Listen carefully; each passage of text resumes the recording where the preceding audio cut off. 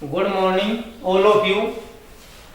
Today in 10th class chemistry, in chapter periodic classification of element, we are discussing about modern periodic table. आज हम पढ़ेंगे modern periodic table. अभी तक हमने पढ़ा था आपको डोबर्नियर ट्रायड के बारे में, न्यूलैंड लॉ ऑफ ऑक्टेव के बारे में, मेंडली पीरियोडिक टेबल के बारे में. आज हम पढ़ेंगे मॉडर्न पीरियोडिक टेबल. तो मॉडर्न पीरियोडिक टेबल में भी पहले क्या था आपका मॉडर्न पीरियोडिक लॉ. इसमें क्या था आपका modern periodic law. Modern periodic law, ये लॉ क्या कहता है आपका कि according to this law physical and chemical properties of element are periodic function of their atomic number. कि जो आपकी फिजिकल और केमिकल प्रॉपर्टीज हैं एलिमेंट्स की, वो किसका पीरियोडिक फंक्शन है? एटॉमिक नंबर का. जैसे मेंडली में तो क्या थी, जो प्रॉपर्टीज रिपीट हो रही थी आपकी एक रेगुलर इंटरवल के बाद, वो बेस किस पे ऊपर थी मेंडली में? ऑन एटॉमिक मास था. तो ये मॉडर्न पीरियोडिक लॉ क्या कहता है? According to this law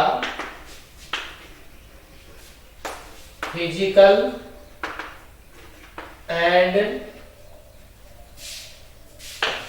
chemical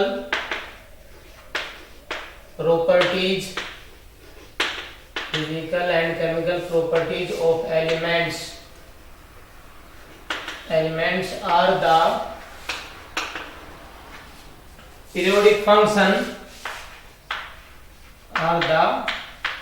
periodic function of their atomic number.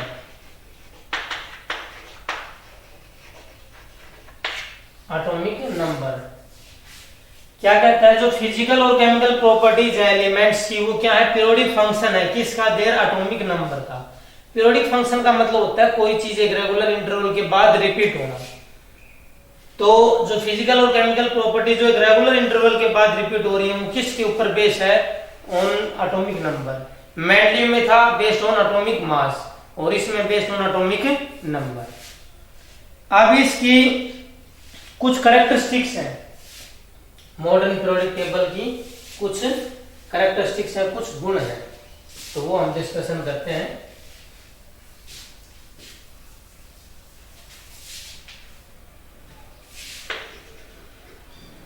Characteristics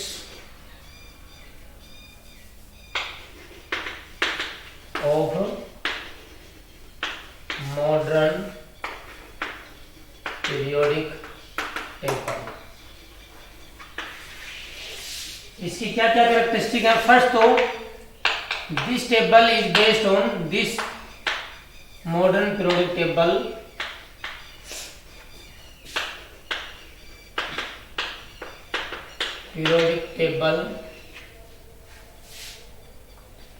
based on atomic number.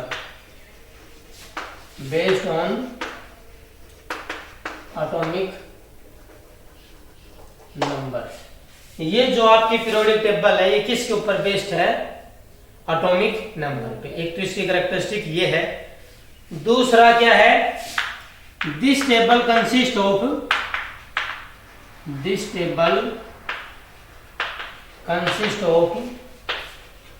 7 horizontal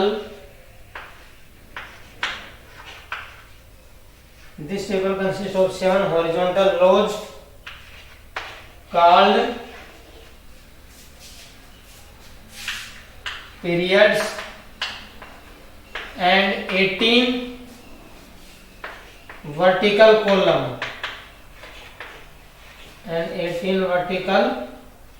columns called groups. ये जो आपकी मॉडर्न पीरियोडिक टेबल है, इसके अंदर है क्या है? आपकी 7 हॉरिजॉन्टल रोज है. कितनी है? 7 हॉरिजॉन्टल रोज. और उन 7 हॉरिजॉन्टल रोज को क्या बोलते हैं हम? पीरियड्स. और 8 वर्टिकल कॉलम है, उनको हम क्या बोलते हैं? ग्रुप. देखो ये है आपके इस तरह के जो है वो आपके वर्टिकल कॉलम कहलाते हैं. तो ये तो आपके होते हैं ऐसे ग्रुप, और जो ऐसे वाली रोज है ये वाली आपकी क्या कहलाती है, ऐसे पीरियड। तो जो हॉरिजॉन्टल रोज है वो तो क्या कहलाएंगे आपकी पीरियड, और जो वर्टिकल कॉलम्स है ये क्या कहलाएंगे आपके ग्रुप्स। तो ये तो थी आपकी characteristics of modern periodic table. अब हम इसकी पढ़ेंगे merits of the modern periodic table, कि इस मॉडर्न पीरियोडिक टेबल के क्या क्या फायदे थे।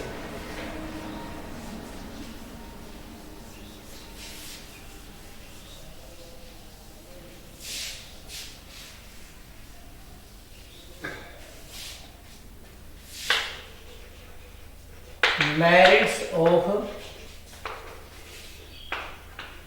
modern periodic table।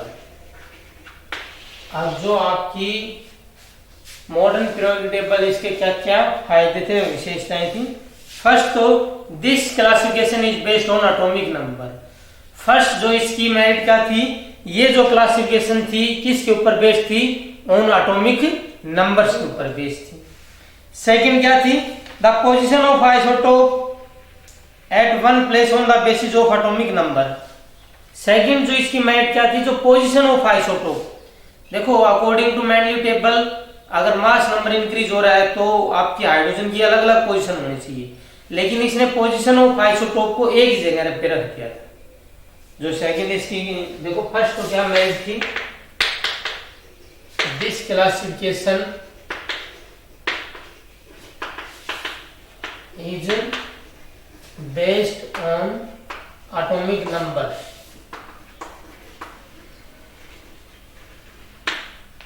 सेकंड जो इसकी मेरिट क्या थी, the position of isotopes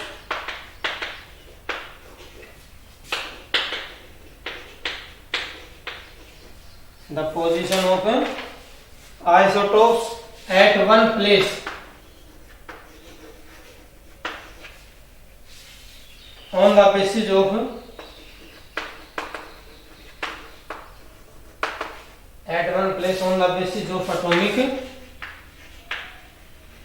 number। कि जो पोजीशन थी वो आइसोटोप की एक ही जगह पे रखी गई थी on the basis of atomic number.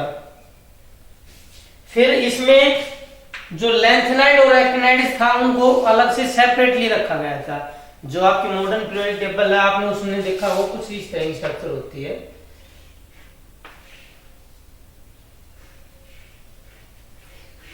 और दो ऐसे नीचे हैं।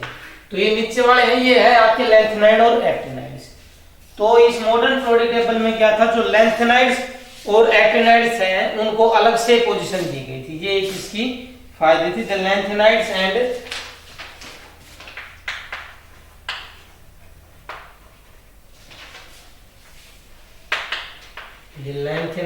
and actinides have been placed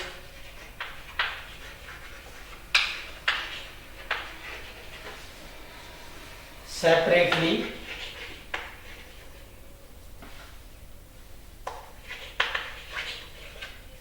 because their properties are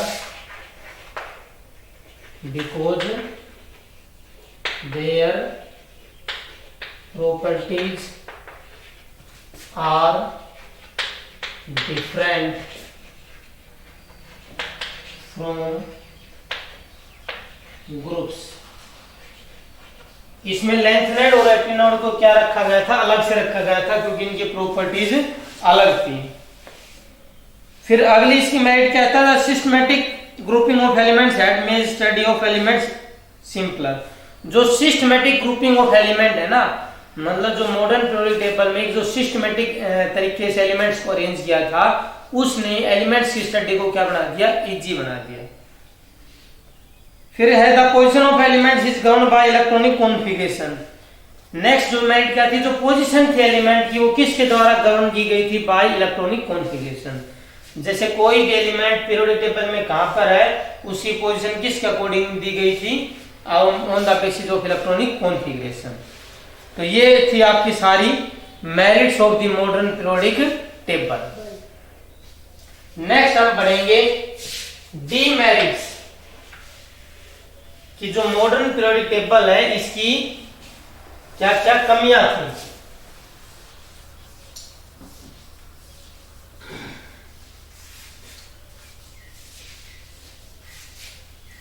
first इसकी क्या है, हाइड्रोजन। फर्स्ट इसकी लिमिटेशन क्या थी, जो हाइड्रोजन था ये रिजेंबल करता था फर्स्ट ग्रुप से भी और 17th ग्रुप से भी, लेकिन इसको रखा गया किसमें, फर्स्ट ग्रुप में। तो एक तो इसकी लिमिटेशन क्या थी, फर्स्ट जो डीमेरिट क्या थी, hydrogen resembles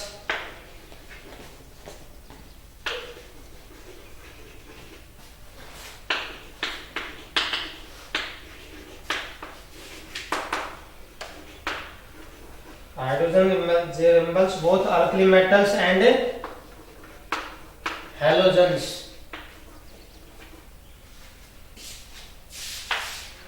But it has been placed with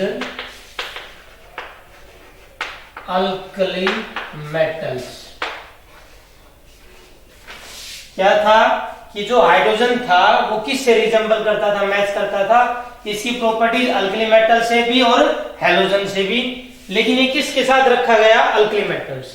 अब आप कहोगे अल्कली मेटल्स कौन से हैं, जो फर्स्ट ग्रुप के एलिमेंट है ना आपके पीरियोडिक टेबल के अंदर, जैसे 18 वर्टिकल कॉलम है तो 18 ही ग्रुप हो गए। तो जो फर्स्ट ग्रुप है, फर्स्ट ग्रुप के एलिमेंट को हम क्या बोलते हैं, अल्कली मेटल्स। क्या बोलते हैं, अल्कली मेटल्स। और जो 17th ग्रुप है, लास्ट वाली तो आपकी नोबल गैसेज, नोबल गैस से जस्ट पहले 17th ग्रुप, इस वाले एलिमेंट्स को हम क्या बोलते हैं, हैलोजेंस। तो 17th ग्रुप के एलिमेंट को क्या बोलते हैं, हैलोजेंस। तो जो हाइड्रोजन था उसकी प्रॉपर्टीज अल्कली मेटल से भी मैच करती थी और हैलोजन से भी मैच करती थी, लेकिन इसको रखा किसके साथ गया, अल्कली मेटल्स के साथ। एक ये इसकी ड्रॉबैक थी। सेकंड ड्रॉबैक क्या थी, जो लैंथेनाइड और एक्टिनाइड है वो मेन फ्रेम में नहीं रखे गए। जैसे ये आपकी मॉडर्न पीरियोडिक टेबल की मेन फ्रेम है, इसमें न रखकर और इनको अलग से रखा गया। तो एक इसकी लिमिटेशन क्या थी, the lanthanides and actinides, the lanthanides and actinides have not been placed in the main body of the table. जो लैंथेनाइड और एक्टिनाइड थे ये place not in the main body of the periodic table. जैसे आपकी periodic table है तो इन lanthanide और actinide को नीचे रखा गया था, मेन बॉडी में नहीं रखा गया। तो एक ये चीज की कमी थी मॉडर्न पीरियोडिक टेबल की। और मॉडर्न पीरियोडिक टेबल में फर्स्ट ग्रुप के एलिमेंट्स को बोलते हैं अल्कली मेटल्स, सेकंड ग्रुप के एलिमेंट्स को बोलते हैं अल्कलाइन अर्थ मेटल्स, ग्रुप 17 को हैलोजेंस, ग्रुप 18 को नोबल गैसेज, ग्रुप 16 को चैल्कोजेंस। ये इनके कुछ नेम है। Next we are discussing trends in modern periodic table. कि जो मॉडर्न पीरियोडिक टेबल में ट्रेंड्स,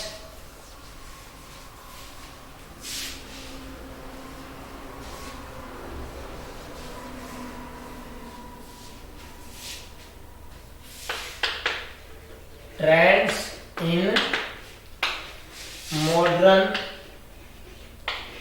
पीरियोडिक टेबल। जैसे इसके अंदर सबसे पहला आता है वैलेंस इलेक्ट्रॉन।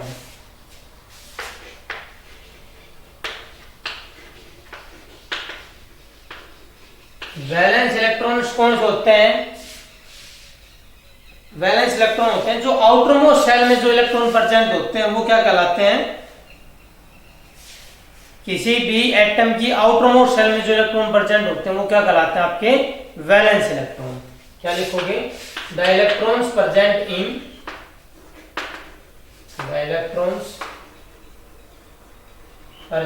इन द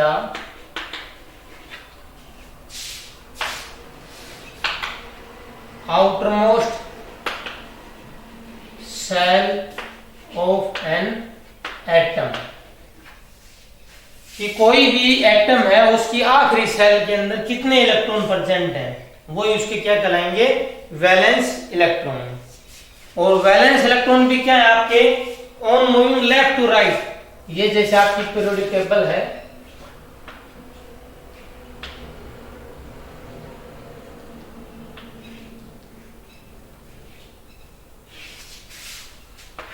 तो on moving left to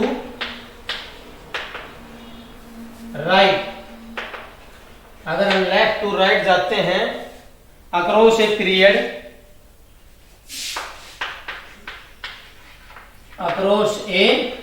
period, then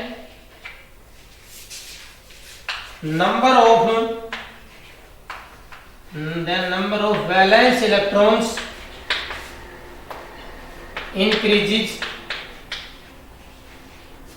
from 1 to 8।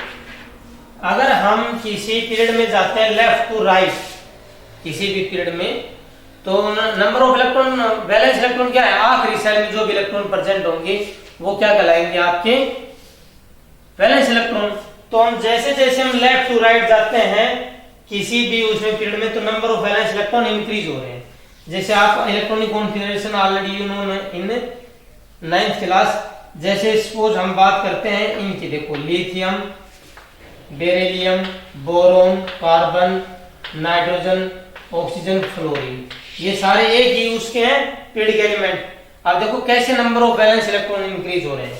इसकी अगर इलेक्ट्रॉनिक कॉन्फ़िगरेशन लिखते हैं तो 2 1, इसकी बात करते हैं तो 2 2, इसकी बात करते हैं तो 2 3, इसकी बात करते हैं तो 2 4, 2 5, 2 6 और ये 2 7, और नियोन में आता है आपका 2 8।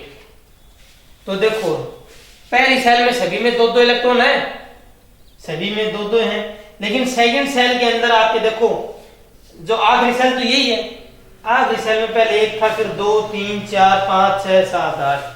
इसका मतलब लेफ्ट टू राइट जैसे जैसे हम किसी भी पीरियड में जाते हैं तो आपके number of valence electron increase होते हैं फ्रॉम 1 to 8।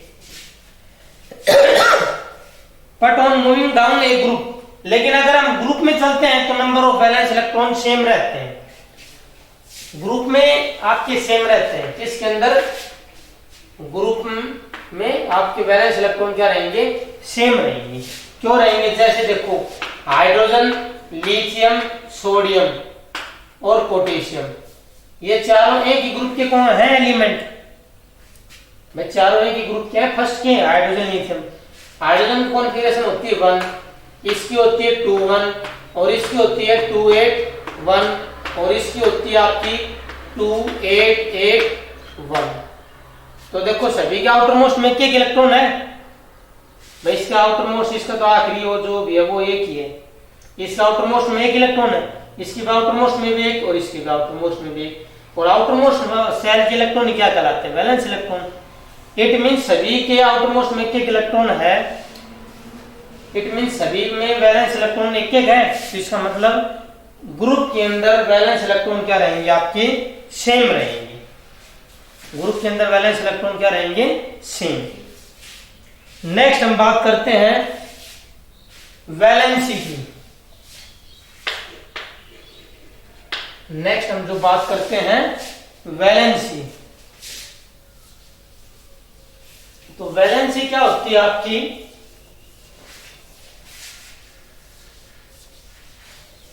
वैलेंसी होती है आपकी combining capacity of an atom.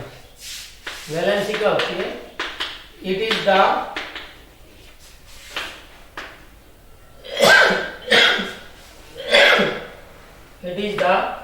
combining capacity of an atom. जो वैलेंसी आपकी क्या होती है, कंबाइनिंग कैपेसिटी होती है किसी भी एटम की, वो क्या कहलाती है आपकी वैलेंसी।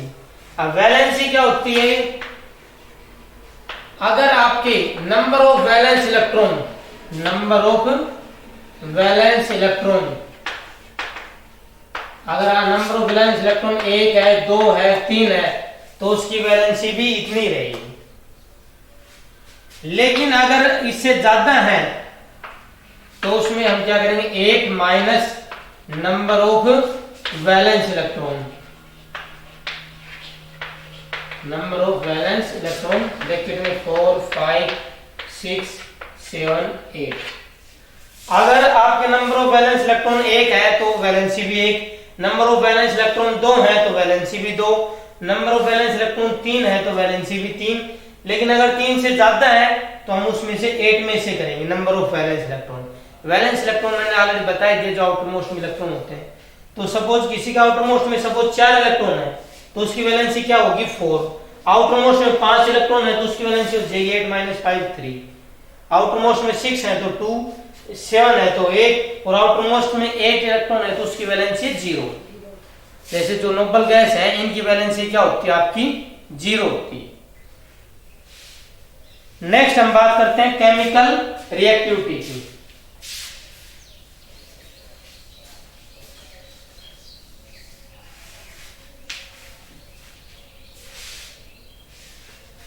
नेक्स्ट हम बात करते हैं किसकी, केमिकल रिएक्टिविटी।